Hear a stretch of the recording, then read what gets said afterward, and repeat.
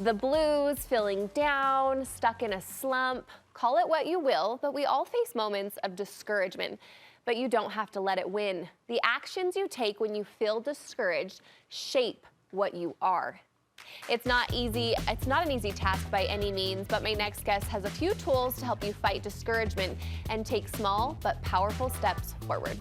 We are so thrilled to have Hank Smith in the studio with us today. Hank is a professor, speaker, author, and podcast host. Welcome, Hank. Hi. We're so happy to have you, especially on this topic. I think discouragement is one of those things we kind of tiptoe around. It's kind of like a word that we're like, oh, we don't want to admit that maybe we are discouraged. Where do you think that feeling or that shame or anything around discouragement, where does that come from? I think, first of all, I would say that discouragement is a pretty normal part of life. Agreed. It's actually maybe even healthy to experience discouragement. We live in a pretty high-paced world, a fast-paced world, right? With a lot of pressure. The last 10 years, we experience a lot of comparison-based identity. And what it does is it creates a gap between where we think we should be, right? And where we actually are. And then that void feels hollow, right? And so I've got to do one or the other. I've got to either bring down my expectations, which is probably good for everyone, right? To bring down your expectations, or to maybe do some things that can lift you more towards the ideal life that you want. We seem to be the hardest on ourselves. And I think that's where that self-discouragement comes from. It's almost this like judgment we have on ourselves in this way. This is interesting. You say happiness and discouragement often feel like opposing forces, but you believe there's 3 levels of happiness: pleasure, passion, and a higher purpose. Can you explain what each of these levels look like? Absolutely. So this actually comes from Dr. Martin Seligman, who's the father of, he's known as the father of positive psychology. Love him. And he developed this model where as human beings mature, they go through different levels of needs to make them happy. So when we're young and we're children, you have children, pleasure is really what life is about, right? You remember Halloween? Greatest day ever. I'm with my friends, I'm dressed up, I get to go house to house and get candy. That is a lot of pleasure. But as we mature, hopefully we move towards, I want more passion in my life. Pleasure's still good. I love getting a new pair of shoes, right? I still love getting gifts or raises, right? Or promotions. But I also want to use my unique gifts in a way that on a regular basis. Does that make sense? So I'm a teacher. I love to teach. I feel like it's a gift of mine. I get to use that on a regular basis. And now I'm happy. I'm going to work on Monday morning and I'm feeling good, right? That I get to go use my gifts, but I'm still experiencing pleasure. Well, Seligman says even past that is a state where passion, I need something else.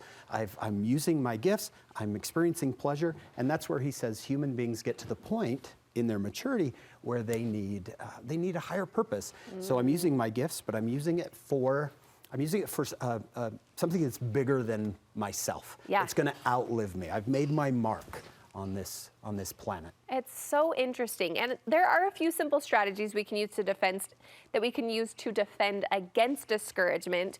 First, you're saying your social circle has a big impact. Oh, huge. According to the research, your social circle and your happiness are statistical twins. When your social activity goes up, your happiness goes up. And this isn't to say, well, I'm an introvert. Introverts like people. They like being with people. They just get energy from being alone. But an extrovert like myself, I don't know about you, Dalen, but I know Brooke, right? An extrovert gets energy from being with people. Can you see why the pandemic was so difficult? Because my social activity drops and people are going, why am I so discouraged? Why don't I feel good? We're not experiencing that energy that comes from others. So get out there and get with the people. Get with people. Go to lunch. Love that. Right? When our world is so digital. And it's good to text. It's good to FaceTime, but it might be really good to go to lunch. And talk and experience that energy that comes from being with another person. Face to face. Next, you're saying, I'm not surprised, exercise. So physically, yes, but mentally. It really changes the brain. There are very few things, according to the research, that change the chemistry of the brain like exercise. In fact, it's shown to do more for depression than antidepressants. Really? And some people might say, well, of course those people are happy, they're skinny. And that's not what it's about. You can take someone and have them exercise for 90 days. And maybe their dress size doesn't change, maybe they don't lose weight, their body doesn't change, but they report being significantly happier.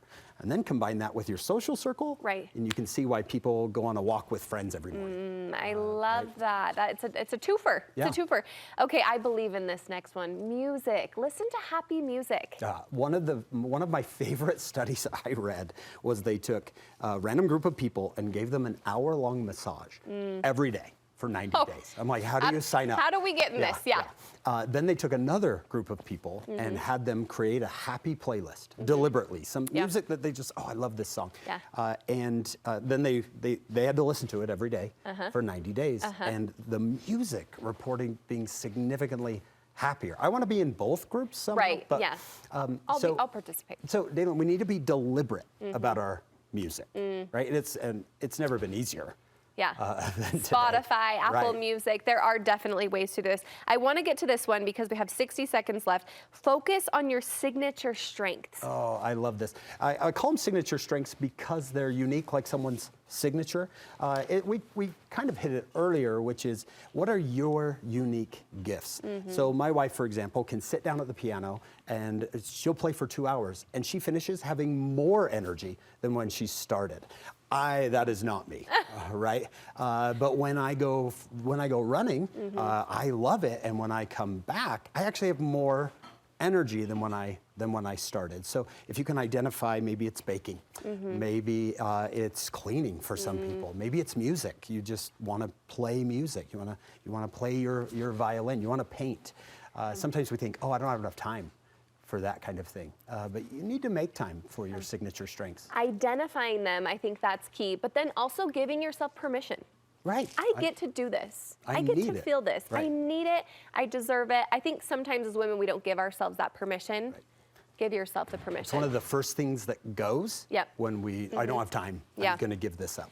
Okay, and you actually wrote an entire book on happiness. Where can we get a copy of that? Oh, probably at your local Goodwill.